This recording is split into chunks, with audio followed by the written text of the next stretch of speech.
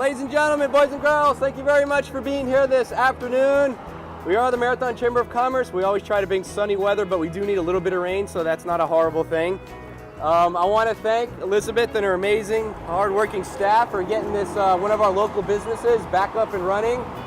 So happy for that. It's been a long road, and you're here. You're open, and we're here to support you.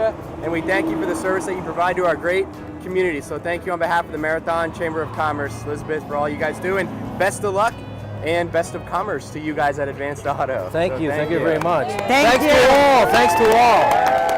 And thank you, Marathon, for showing up for our grand opening. And on behalf of Michelle Coldiron, Mayor of Marathon, on behalf of the City Council, we want to congratulate you. Thank you for staying in our community. Thank you for rebuilding. This is an excellent day for our community.